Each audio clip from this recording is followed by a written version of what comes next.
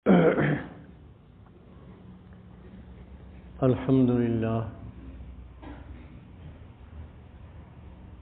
لله الذي لم يزل ولا يزال حيا قيوما عالما مدبرا سميعا بصيرا، والصلاة والسلام على حبيبه الكريم وآله وصحبه أجمعين، أما بعد، فأعوذ بالله من الشيطان الرجيم. بسم الله الرحمن الرحيم. يا أيها الذين آمنوا كتب عليكم الصيام كما كتب على الذين من قبلكم لعلكم تتقون أياما معدودات، فمن كان منكم مريضا أو على سفر فعدة من أيام أخر، يريد الله بكم اليسر ولا يريد بكم العسر ولتكملوا العدة. صدق اللہ العظیم وصدق رسولہ النبی الکریم الامین.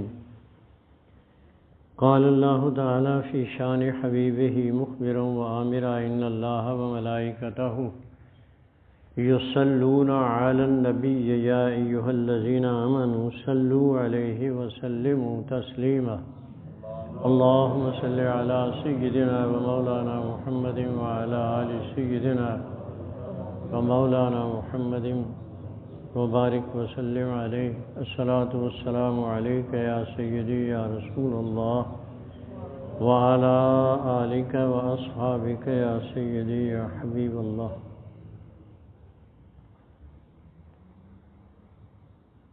سب سے پہلے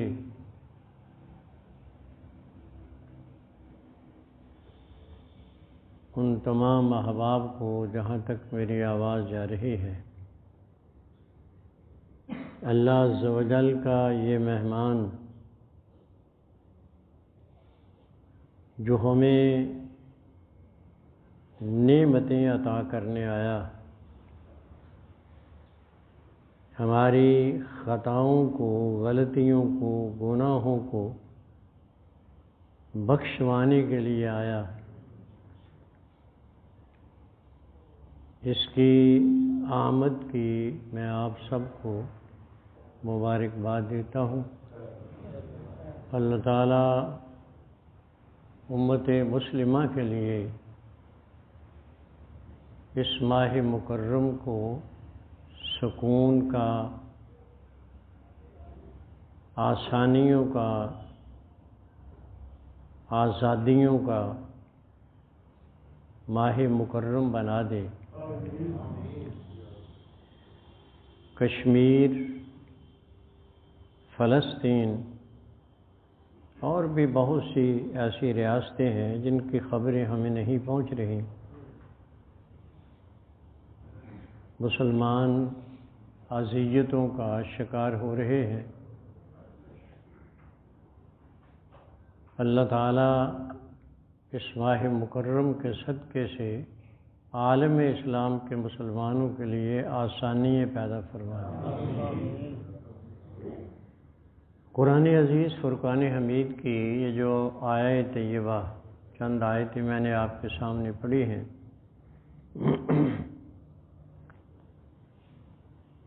یہ دوسرے پارے سورہ بقرہ کی آیات طیبات ہیں. سب سے پہلے ان آیات کا مفہوم اور ترجمہ سنیے.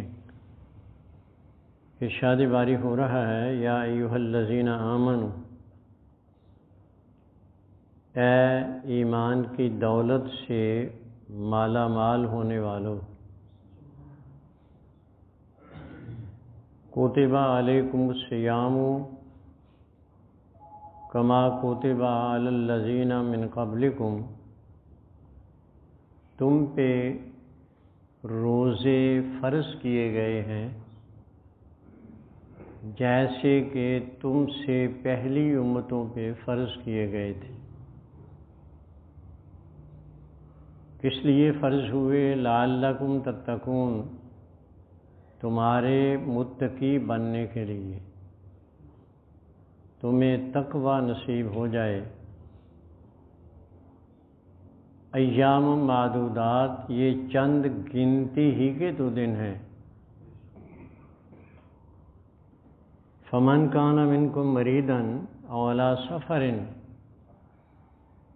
اگر اس ماہ مکرم میں کوئی آدمی تم میں سے بیمار ہو جائے یا اسے سفر سے واسطہ پڑ جائے، مسافر بن جائے، کہیں جانا ہو جائے، فعدۃ من ایام اخر، جتنے دن بیمار رہا روزہ نہیں رکھ سکا، جتنے دن سفر میں رہا روزہ نہیں رکھ سکا، اتنے دن رمضان کے گزر جانے کے بعد وہ روزے قضا کر لے۔ فعدۃ من ایام اخر، یرید اللہ بکم الیسر، رب تعالیٰ تمہارے لیے آسانی چاہتا ہے، ولا یرید بکم العسر، اور تمہیں مشکل میں تنگی میں ڈالنا نہیں چاہتا۔ وَلِتُكْمِلُوا الْعِدَّةَ، اور جتنے روزے تم پہ فرض کیے گئے ہیں اس کو پورا کرو۔ یہ مفہوم ہے اس آیہ طیبہ کا۔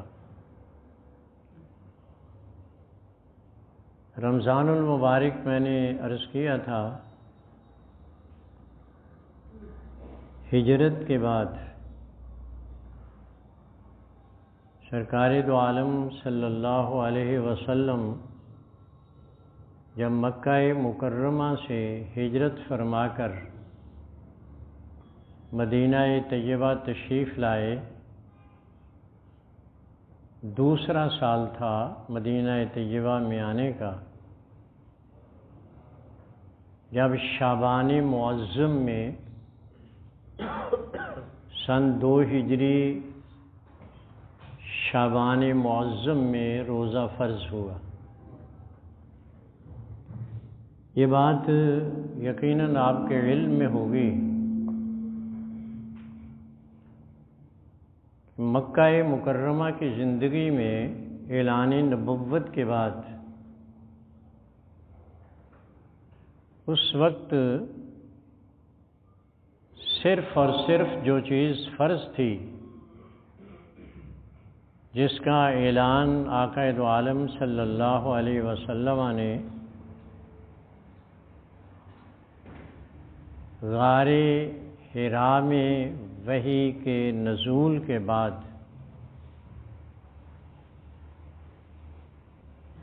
لوگوں کے لیے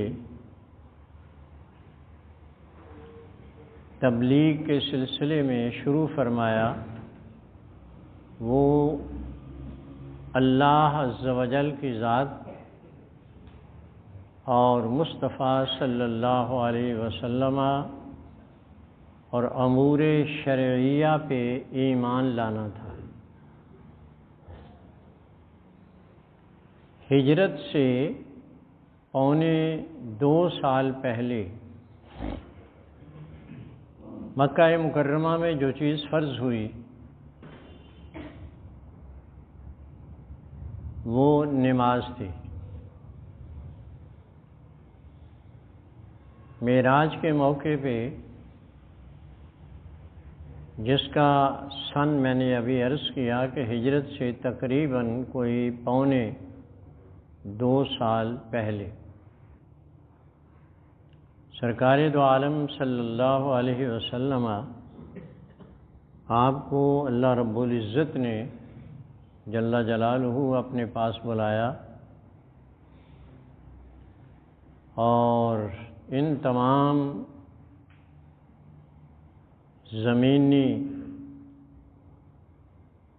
کششوں سے ورا 7 آسمانوں کی بلندیوں سے بھی اوپر، عرش الہی اس سے بھی ورا، جسے ہم لا مکان سے تعبیر کرتے ہیں کہ وہ مکان نہیں ہے، وہاں بلا کر اللہ کریم نے ایک تو اپنے دیدار خاص سے مصطفیٰ کو نوازا، اور حضور اکرم صلی اللہ علیہ وسلم نے اس کے بعد ارشاد فرمایا تھا کہ رأیت ربی بعینیا، میں نے اپنے رب کو اپنی آنکھوں سے دیکھا۔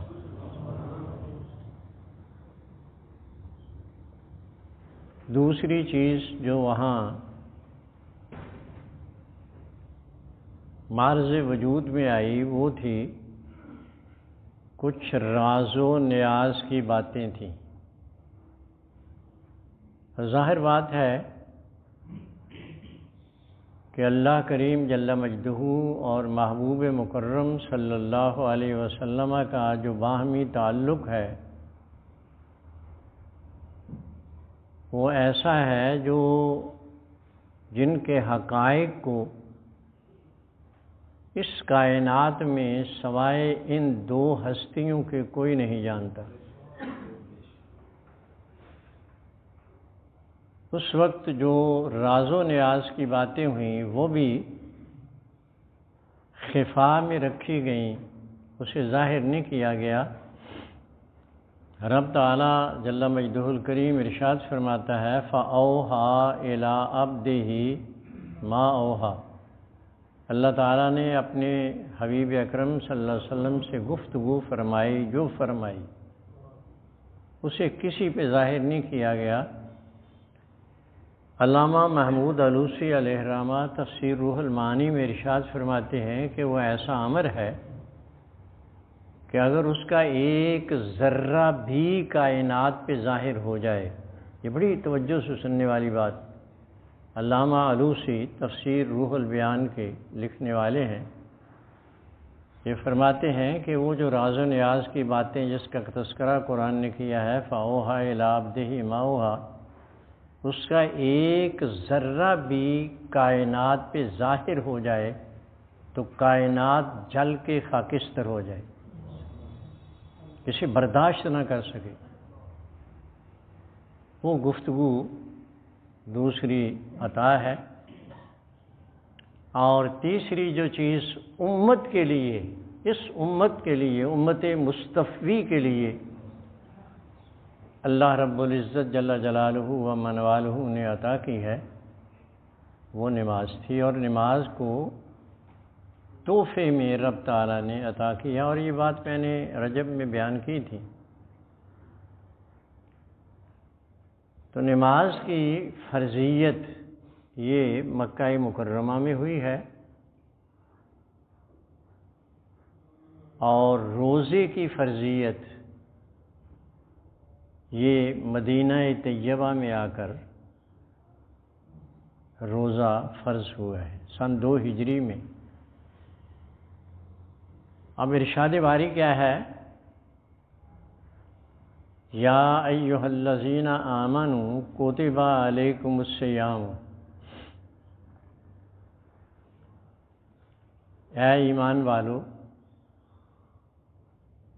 بڑی غور طلب بات، جن الفاظ سے رب کریم نے اپنے محبوب بندوں کو جن کا قرب خداوندی سب سے بڑھ کر ہے، جن الفاظ سے رب تعالیٰ نے انہیں خطاب کیا، پیارے مصطفیٰ کی امت کو بھی انہی لفظوں سے خطاب کیا ہے۔ وہاں کہا یا ایھا النبی انا ارسلناک، اے نبی معظم صلی اللہ علیہ، ہم نے آپ کو رسول بنا کر بھیجا۔ یہاں بھی وہی لفظ استعمال ہوئے، یا ایھا الذین آمنوا۔ آدم علیہ السلام سے رب کریم نے خطاب کیا یا آدم اسکن انت و زوجک الجنہ، نوح علیہ السلام سے خطاب کیا تو بھی یا کے لفظ سے، یا نوح اہبط بسلام منا۔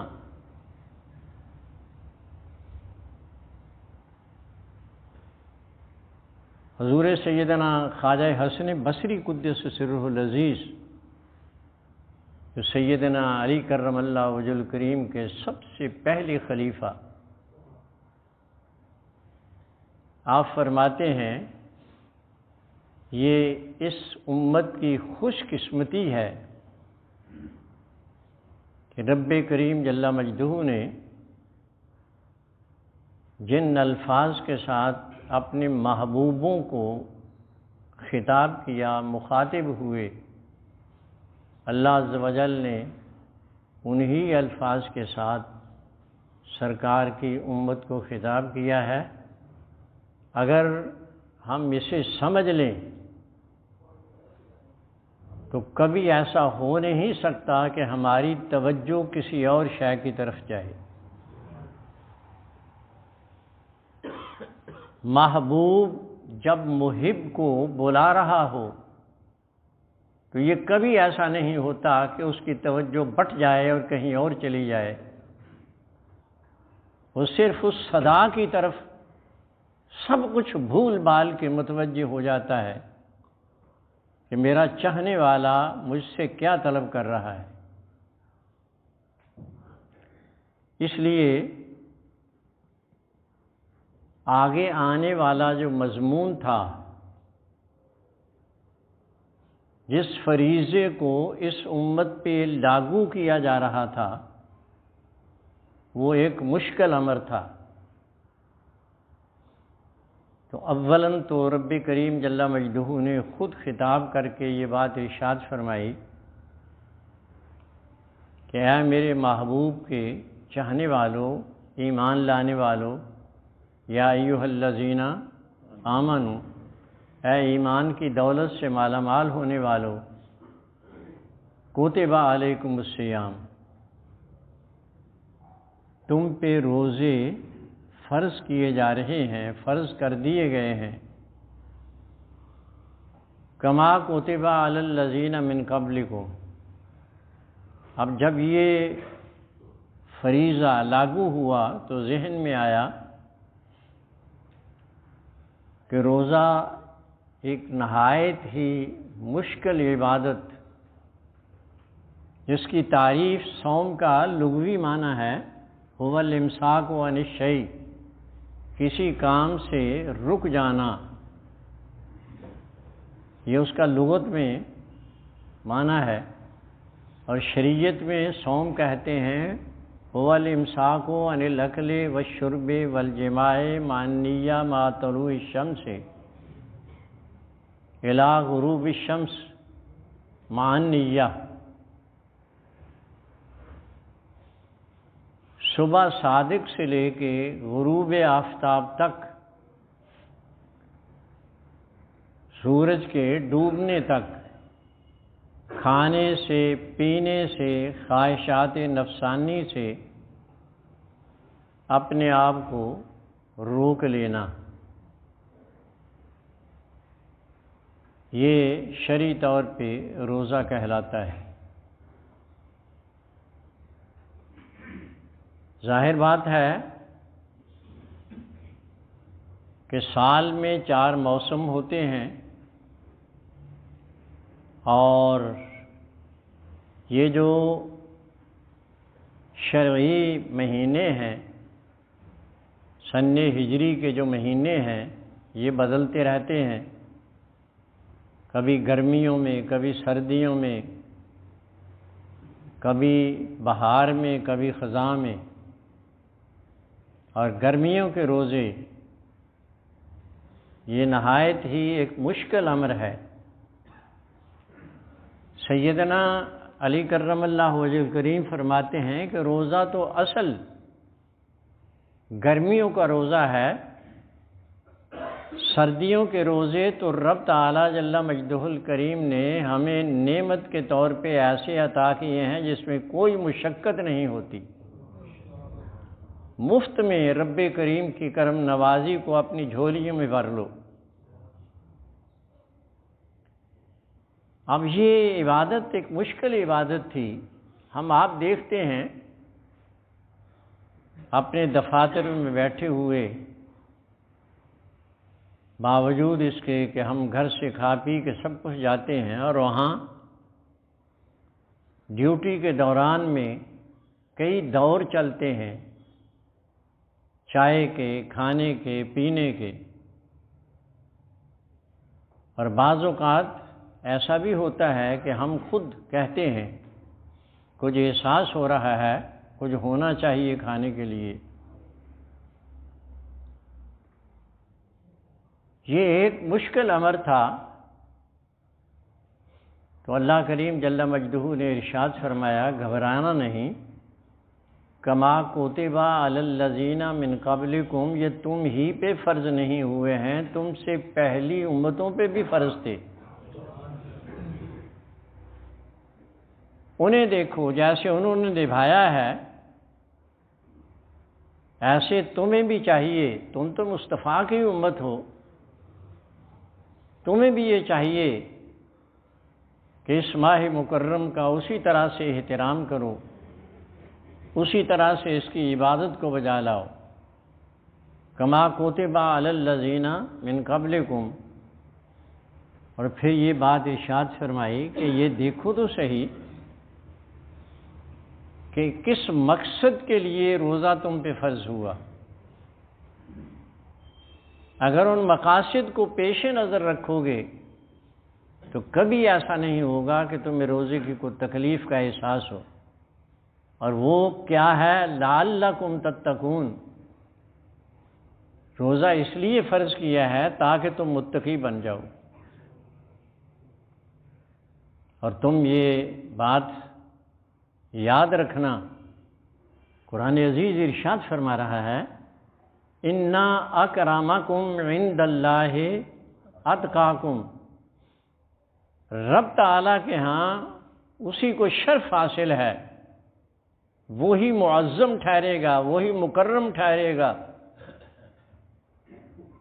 قیامت کے دن عزت اسی کے سر، اس کا تاج پہنایا جائے گا جو شخص اللہ کے حضور متقی بن کر پیش ہوگا۔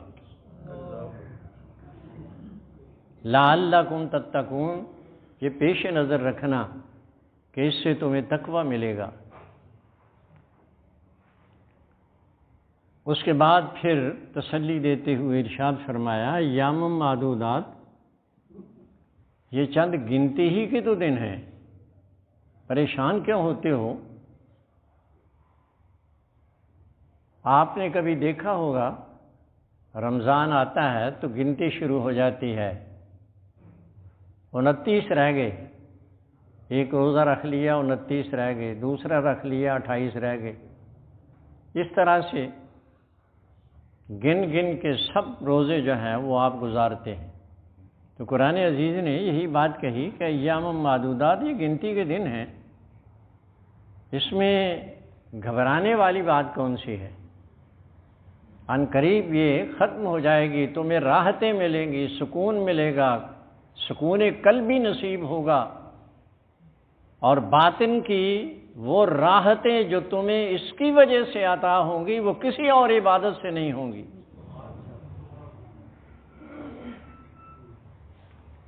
میں اس کے لیے ایک بات آپ کو عرض کرتا جاؤں۔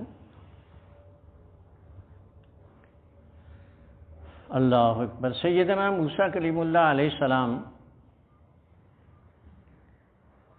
آپ کو بارگاہ رب العزت سے حکم ملا کہ ہم آپ کو کتاب عطا کرنے والے ہیں، آپ 30 روزے رکھیں تاکہ یہ من صاف ہو جائے، اور آپ ہماری اس کتاب کے متحمل بن سکیں۔ سیدنا موسیٰ کلیم اللہ علیہ السلام نے 30 روزے پورے کر لیے۔ اس کے بعد خیال آیا کہ بارگاہ رب العزت میں جانا ہے اور روزے کی وجہ سے منہ کی بو بدل گئی ہے،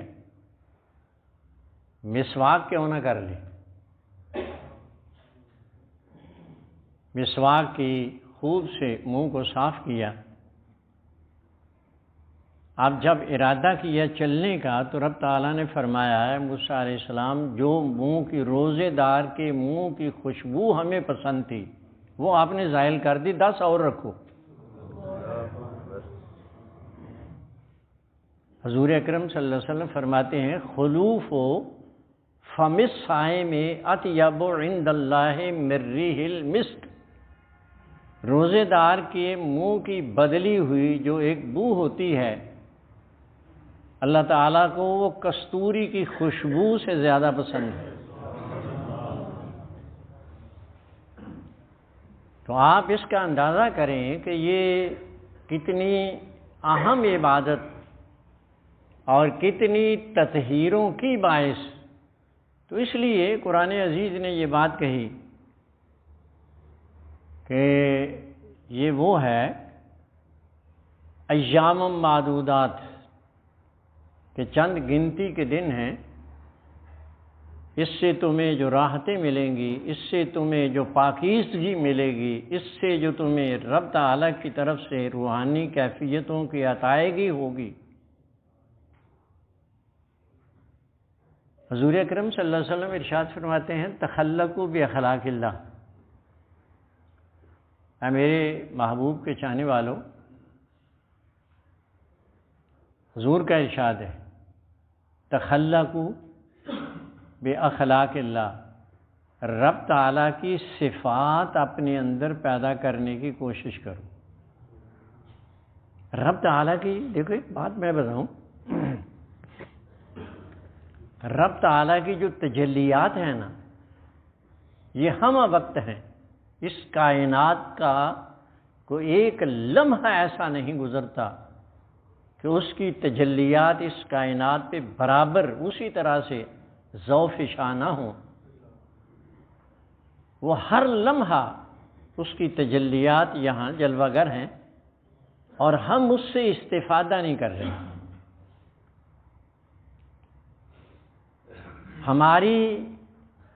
ہمارا جو یہ جسم ہے اس کی کثافتیں یہ ہمارے روح پہ غالب آ رہی ہیں، اور روح امر ربی ہے. اصل وہ تجلیات اس کے انعکاس کو جس نے اپنے اندر جذب کرنا تھا وہ روح ہے، اور روح کو گھیرا ڈالے ہوئے ہے کیا چیز؟ یہ ہماری جسمانی کثافتیں. اللہ کریم جل مجدہ نے روزہ فرض کیا کہ میں کھانے پینے سے پاک ہوں، تمہیں کھانے کو دیتا ہوں، تمہیں پینے کو دیتا ہوں اس لیے کہ تم اس کے محتاج ہو، مجھے اس کی ضرورت نہیں.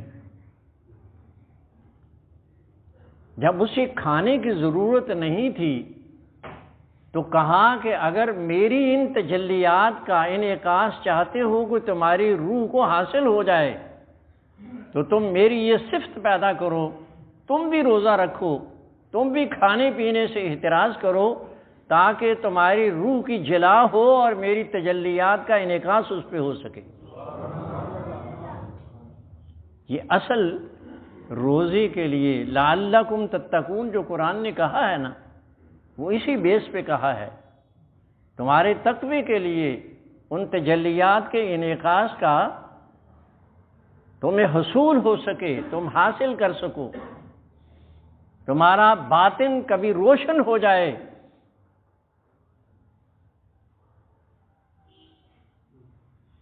صاحب روح البیان ہیں علامہ اسماعیل حقی، وہ فرماتے ہیں اگر ہمارا یہ جسم، اگر ہمارے یہ جسم کی کثافتیں ہمارے روح میں رکاوٹ نہ بنے تو ایک آدمی زمین پہ بیٹھا ہوا عرش الہی سے ورا جو چیزیں ہیں انہیں بھی دیکھے.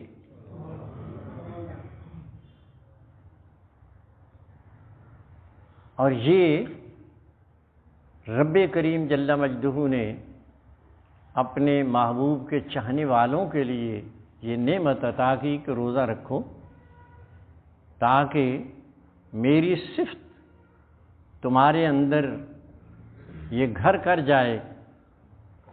آپ نے دیکھا ہوگا صوفیہ کے کبھی حالات پڑے،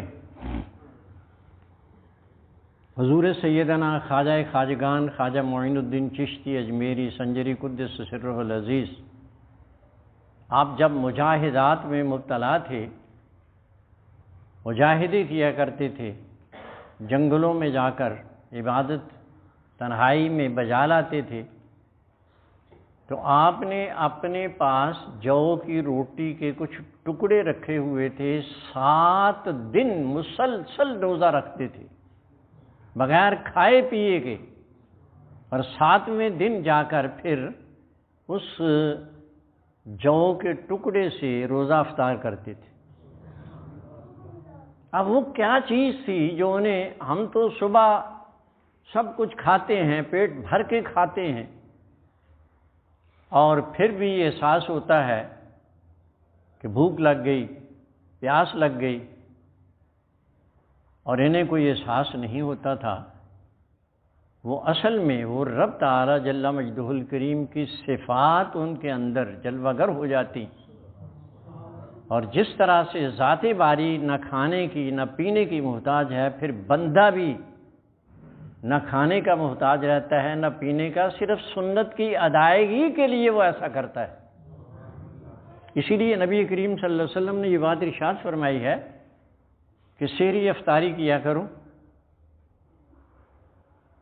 فَإِنَّا فِي السَّحُورِ بَرَکَۃ، رب تعالیٰ نے تمہارے سحری کھانے میں بھی برکت رکھی ہے۔ اور افطاری کا تو تذکرہ کرتے ہوئے یہ بات بھی ارشاد فرمائی کہ جو آدمی من افطر صائمن، جو روزے دار کے روزے کو افطار کرواتا ہے،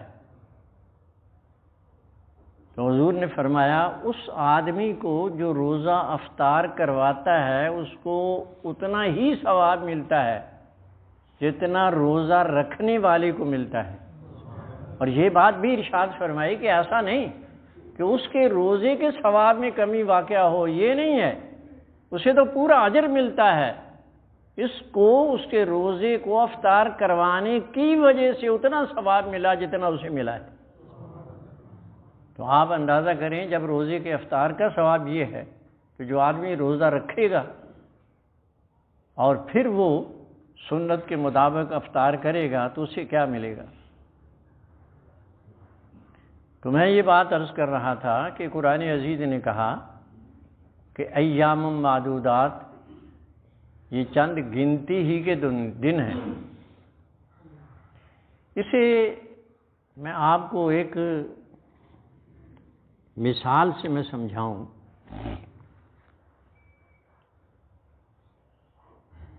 فرض کیجئے کہ سڑک پہ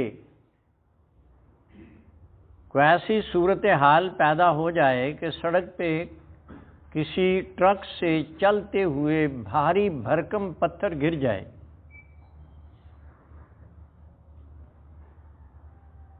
اور وہ ٹریفک کے لیے رکاوٹ بن رہا ہو، آنے جانے والوں کے لیے خطرے کا باعث بن رہا ہو، تو دیکھنے والے کوشش میں ہوتے ہیں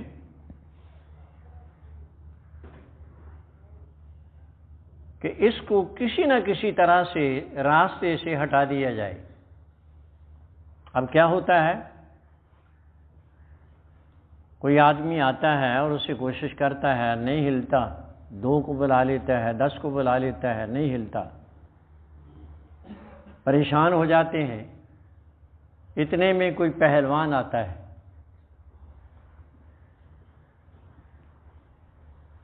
اور پھر سب کے سب اس کی طرف متوجہ ہوتے ہیں اور کہتے ہیں پہلوان آؤ، دیکھو یہ راستے میں لوگوں کے لیے پریشانی کا باعث بن رہا ہے، اسے ہمت کر کے ایک طرف کر دو۔ اب وہ کوشش میں لگا ہے، ہٹاتا ہے، اسے ہلاتا ہے، بھاری بھرکم ہے، جیسے کئی نہیں ہلا سکے، اب وہ کوشش میں ہے، اب یہ جو کھڑے حضرات ہیں یہ انہیں کہتے ہیں کہ یار ہمت کر، دیکھ تو پہلوان ہے۔ اب اس کو جب یہ دوسرے احباب کہتے ہیں، اسے یاد دلاتے ہیں کہ تو پہلوان ہے، تو پھر وہ اپنی جملہ توانائیوں کو جمع کر کے اس پہ ہاتھ ڈالتا ہے اور اسے اٹھا کے ایک طرف کر دیتا ہے۔ یہ کیا ہوا؟ اس کو غیرت دلائی گئی کس بات کی؟ کہ تو پہلوان ہے، تیرے لیے کیا مشکل ہے؟ اللہ کریم جل مجدہ نے ارشاد فرمایا مانا روزہ مشکل ہے، دھوپ کا سامنا کرنا پڑتا ہے، پیاس کا سامنا کرنا پڑتا ہے، بھوک سے ہمکنار ہونا پڑتا ہے، توانائی اس میں خرچ ہوتی ہے، لیکن کیا ہوا؟ تم کبھی سوچتے نہیں کہ تم ہو کون؟ یا ایھا الذین آمنو، تم ایمان کی دولت سے مالا مال ہو۔ ایمان والوں کے لیے طاعت خداوندی کون سی مشکل بات ہے؟ یہ دلاسے دے کے پھر یہ بات کہی گئی ہے ایام معدودات، یہ چند گنتی ہی کے تو دن ہیں۔ پھر یہی نہیں، اور عطائیں دیکھیے رب تعالیٰ کی، ارشاد باری ہو رہا ہے فمن کان منکم مریضا او علی سفر، جو آدمی بیمار ہو، نہیں رکھ سکتا بیماری کی وجہ سے، اطباء نے ہر آدھے گھنٹے کے بعد دوائی کھانے کا کہا ہے، ڈپ لگی ہوئی ہے، وہ کیا کرے؟ وہ کس طرح سے حکم خداوندی کی تعمیل بجا لائے؟ تو قرآن نے کہا کہ ایسا ضروری نہیں ہے۔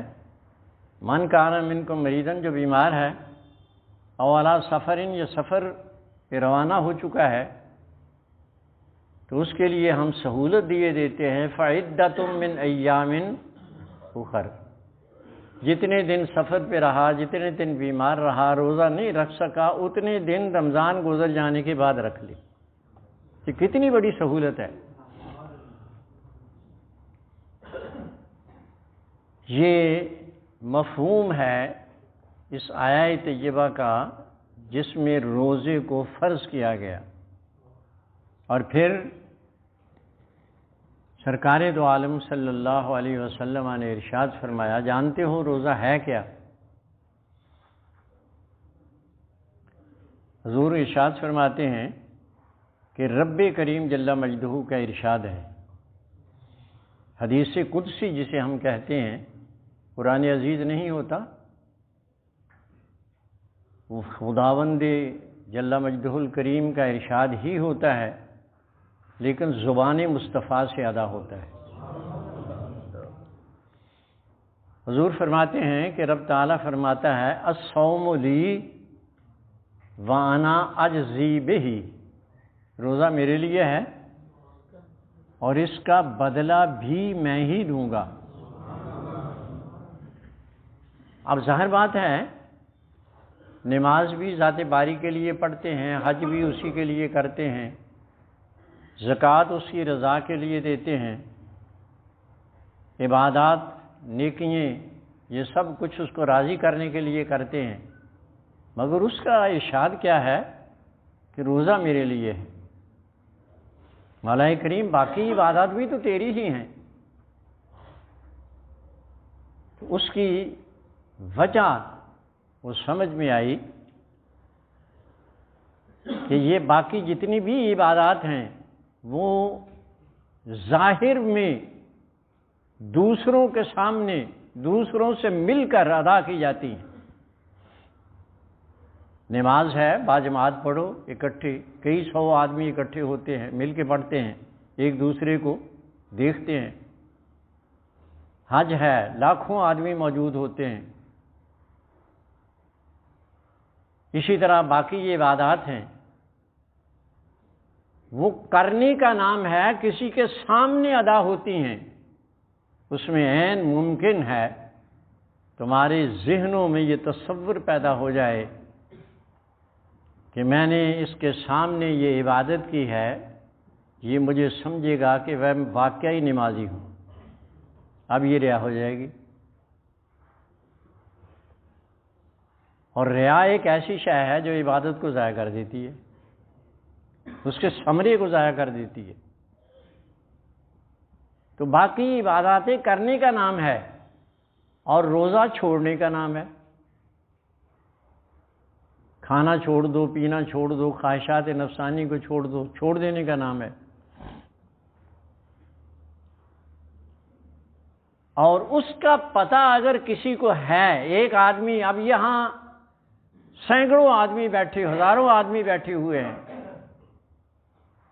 ممکن ہے کوئی ایسا بھی ہو جس نے روزہ نہ رکھا ہو، لیکن کوئی پتہ نہیں، اس لیے کہ یہ شے کے ترک کرنے کا نام ہے۔ کسی کو پتہ نہیں، اس میں ریا نہیں ہو سکتی۔ روزہ رکھنے والا جب روزہ رکھے گا تو وہ خلوص کے ساتھ رضائے الہی اور اس کے حکم کی تعمیل کے لیے رکھے گا۔ تو رب تعالی ارشاد فرماتا ہے الصوم لی وانا اجزی، دوسری عبادات کے بجا لانے والوں کے لیے، نماز پڑھنے والوں کے لیے، حج کرنے والوں کے لیے، زکوٰۃ دینے والوں کے لیے، نیکیاں کرنے والوں کے لیے جنت ہے۔ ان کو کہا جائے گا انہیں جنت عطا کر دو، اور جب روزے دار کی باری آئے گی تو رب تعالیٰ فرمائے گا انا اجزی بہی، اس کا بدلہ جنت والا ہے، اس کا بدلہ انا اجزا بھی آیا کہ میں بدلہ بنوں گا۔ وہ کس طرح سے بدلہ بنے گا اس کا میں نے پچھلے جمعے میں مثال بھی دی تھی۔ جنت کے 8 دروازے ہیں، نمازی باب الصلاۃ سے، حاجی وہ باب الحج سے، زکوٰۃ دینے والا باب الصدقہ سے اندر جائے گا، اور روزے دار کے لیے جو دروازہ بنایا گیا ہے اس کا نام ہے باب الریان۔ روزے دار کا داخلہ جنت میں اس سے ہوگا۔ یہاں استقبال کرنے والے جنتیوں کے داخل ہونے والوں کا استقبال کرنے والے ملائکہ ہوں گے، اور قرآن عزیز نے اس کا کہا، کہیں گے وہ سلام علیکم طبتم فادخلوہا، اللہ عز و جل کی رحمتیں تم پہ نشاور ہوں، جنت میں داخل ہو جاؤ۔ اور جب روزے دار باب الریان سے داخل ہو رہا ہوگا تو خود خالق کائنات اس کا استقبال کرے گا۔ یہ وہ عظیم عبادت ہے۔ پھر ایک اور بات میں آپ کے لیے عرض کروں، سرکار دو عالم صلی اللہ علیہ وسلم کے صدقے سے ہمارے لیے اتنی فیسیلیٹیز مہیا کر دی گئی، اتنی سہولتیں مہیا کر دی گئی ہیں۔ حضور کے ایک صحابی ہیں حضرت، میں نے ابھی عرض کیا تھا کہ روزے تدریجاً نازل ہوئے، احکام بھی تدریجاً بدلے ہیں۔ حضور کے ایک صحابی ہیں حضرت سرما، یہ غنمہ قبیلے سے تعلق رکھتے تھے، مزدور طبقہ تھے۔ شروع رمضان میں جب رمضان فرض ہوا ہے تو روزے کی کیفیت یہ تھی کہ جب آپ سو جائیں، آپ کی آنکھ لگ جائے، سو جائیں، تو سونے کے بعد آنکھ کھلے تو کوئی چیز کھا پی نہیں سکتے تھے، روزہ شروع ہو گیا۔ اور کب تک رہنا ہے؟ غروب آفتاب تک۔ یہ صحابی یہ مزدوری کے لیے گئے، شام کو جب واپس آئے تو اہلیہ سے کہنے لگے کہ کوئی چیز کھانے پینے کی ہے، تو کہنے لگیں کہ آپ ہاتھ منہ دھو لیں، میں ابھی کھانا تیار کر رہی ہوں۔ انہوں نے ہاتھ منہ دھو کے چارپائی تھی اس پہ ایسے ہی دراز ہو گئے، لیٹ گئے، کمر سیدھی کرنے کے لیے نیند آ گئی، آنکھ لگ گئی۔ اہلیہ کھانا لے کے آئیں، انہیں جگایا، کھانا کھا لو، کھانا تیار ہے۔ تو یہ کہنے لگے اب تو میں نہیں کھا سکتا، اس لیے کہ میں سو کے اٹھا ہوں اور سو کے اٹھ کے روزہ شروع ہو جاتا ہے۔ اب وہ کیا ہوا، اگلے دن پھر مزدوری پہ گئے تو وہاں بے ہوش ہو گئے۔ بارگاہ مصطفی میں ان کا واقعہ عرض کیا گیا کہ حضور ایسے ہوا۔ جب یہ واقعہ بیان ہوا تو حضور کو بھی تشویش ہوئی، تو سیدنا جبریل امین اس آیت کو لے کے نازل ہوئے، کلوا واشربوا حتی یتبین لکم الخیط الابیض من الخیط الاسود من الفجر۔ اب رات بھر تم کھا پی سکتے ہو، سو کے اٹھو، سونے سے پہلے، سونے کے بعد، کب تک کھا پی سکتے ہو؟ جب تک صبح صادق نہیں ہو جاتی۔ پھر اگلا حکم اس میں یہ تھا کہ رمضان کی راتوں کو اہلیہ سے مقاربت نہیں کر سکتے۔ سیدنا فاروق اعظم رضی اللہ تعالیٰ عنہ ایسا ہوا کہ رمضان کی کسی رات کو اہلیہ کے پاس چلے گئے، پریشان ہوئے، اور پھر یہ سوچ کے کہ ہمارا ایک ماوا اور ملجا ہیں جہاں ہم اپنی پریشانیوں کا اظہار کریں تو اس کے ازالے کی صورت مل جاتی۔ بارگاہ مصطفی میں عرض کی، یا رسول اللہ صلی اللہ علیہ، ہلکت و اہلکت، حضور میں بھی ہلاک ہوا، ہلاک کر دیا، گھر والوں کو بھی ہلاک کر دیا، کیا ہوا بتا دیا۔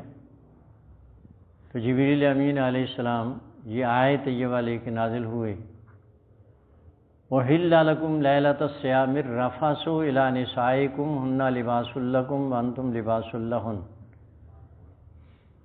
کہ آج کے بعد تمہارے لیے رمضان کی راتوں کو اہلیہ سے مقاربت کو حلال کیا گیا ہے۔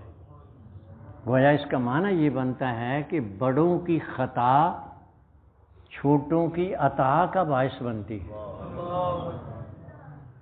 ہم بعض اوقات بڑوں پہ تان بھی کرتے ہیں، یہ بندہ ایسا نہ کرتا تو ایسا ہو جاتا، یہ ایسا نہ کرتا تو ایسا ہو جاتا۔